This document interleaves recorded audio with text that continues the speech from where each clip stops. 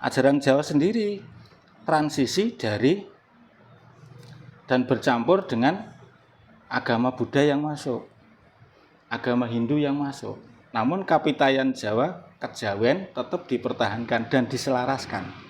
Jawa itu adalah luas, lawas, dan luwes.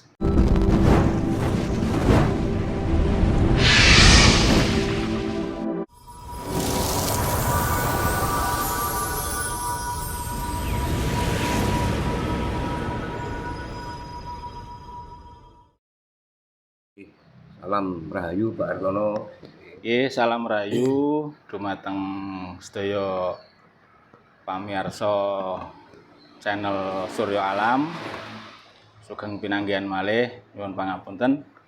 Mbok pilih selama penayangan-penayangan kemarin dari kula wonten kekurangan dan kesalahan, mohon maaf karena kita sama-sama belajar nguri-uri dan ngurip-urip budaya Jawi supados tetap lestari selaras dengan perkembangan zaman.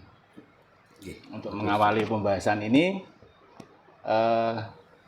kalau maos komentar dari beberapa netizen dan secara pribadi saya menyampaikan terima kasih atas responnya.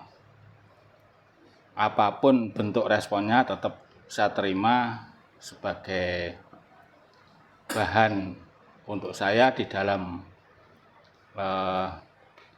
memperbaiki diri saya sendiri, karena kita semua juga masih terus belajar untuk lebih memperbaiki pengetahuan maupun pengalaman yang kami terima. Jadi salah satu dari netizen itu mengapa kok tidak memakai kitabnya sendiri, kok memakai kitab dari agama orang lain. Nah, itu agak menarik ini. Terus saya jelaskan bahwa ajaran Jawa utawi kapitayan kejawen ini kitabnya lebih banyak itu tidak tertulis daripada yang tertulis. Yang tertulis bisa kita hitung seperti Wulang Reh, kemudian Serat Widotomo, lajeng berbagai macam kidung, tembang-tembang Jawa. Dan yang tidak tertulis itu adalah berupa laku. Jadi ning cara umume niku torekot utawi tirakat. Nah, hal-hal yang disampaikan di dalam proses tirakat inilah yang tidak boleh ditulis.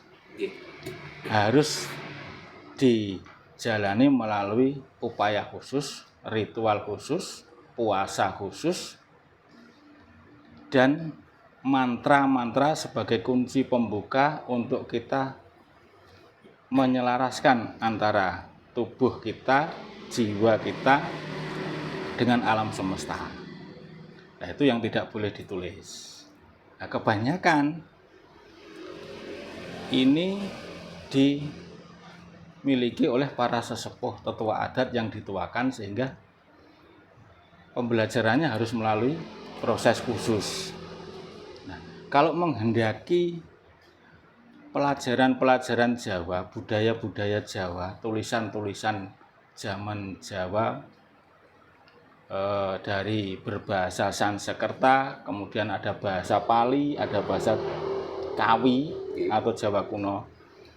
Itu semuanya banyak tersimpan di museum di Belanda, terutama di Universitas Leiden. Nggih, kebetulan kula nggih gadah teman Facebook yang orang keturunan Jawa yang dulu pernah berada di Suriname, kemudian pindah ke Belanda, yaitu Bapak Johan Kasan Besari, Ibu Sri Kasan Besari, dan sekeluarga. Itu teman Facebook sejak 2015. Nah, termasuk benda-benda pusaka yang pada tahun berapa kemarin itu dikembalikan lagi oleh pemerintah Belanda kepada Indonesia. Nah, itu semua adalah peninggalan-peninggalan ajaran Jawa. Ajaran Jawa sendiri transisi dari dan bercampur dengan agama Buddha yang masuk, agama Hindu yang masuk. Namun kapitayan Jawa, kejawen tetap dipertahankan dan diselaraskan. Jawa itu adalah luas, lawas, dan luwes. Jadi bisa menerima dan beradaptasi dengan ajaran dari manapun, dengan agama apapun. Dari Kristen ada gereja Kristen Jawi Wetan, dari Buddha juga ada, dari Hindu Parisada Hindu Dharma juga ada. Nah, itu keistimewaan Jawa yang bisa menerima dan beradaptasi dengan berbagai macam aliran. Nah, kita yang saat ini di era yang sudah modern itu juga harus menyelaraskan. Kalau penjelasan itu dilengkapi dengan berbagai macam referensi, oh cocok karo kitab kae, oh cocok karo kitab kae, oh cocok karo kitab kae. Ini kan semakin lengkap. Jadi wawasan pemirsa itu semakin luas. Tidak hanya terpaku kepada satu saja, namun pemahamannya masih kurang. Kita harus menyesuaikan. Jenenge Jawa ki luwes niku. Ini sebagai pembuka. Oke. Ini ada lagi Pak, dari netizen Pak. Ini dari Mas Kadis Pak. Rahayu Kang Hartono, cara mendekatkan diri kepada Gusti itu bagaimana caranya? Karena kalau sholat saya tetap tidak merasa dekat, pikiran tetap buyar. Saya ingin menyatukan diri dengan Gusti. Mohon petunjuk, matur suwun. Rahayu. Rahayu, lah itu juga tadi saya baca. Ini menarik sekali dan penjelasannya ini agak Pak, rodok dawa. Durasinya agak panjang. Jadi saya pernah mengalami juga seperti itu. Pada awal-awal ketika saya mulai mendalami dari dasar agama Islam, kemudian masuk ke salah satu tarekat. Ini mohon maaf, demi menjaga etika tidak saya sebutkan nama. Yang jelas ketika menjalani itu sama. Pada awal-awal mencoba untuk berlatih sholat khusyuk itu prosesnya juga gelambiar. Nah, akhirnya saya beralih frontal, berusaha menempuh jalan yang berbeda dengan dunia, berkenalan dengan dunia tasawuf. Nah,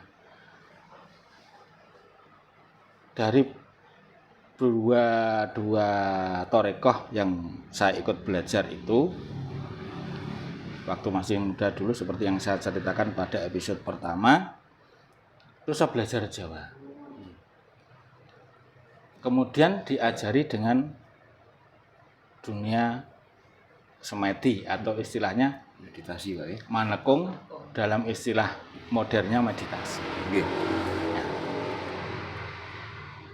Meditasi saya jalankan masih belum ngeklik juga.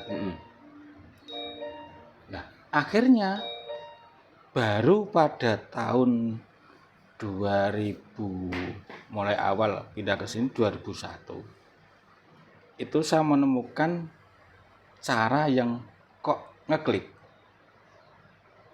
Tapi prosesnya saya harus memulai dari nol lagi. Belajar mengenali diri. Dikenalkan dengan pelajaran jati diri.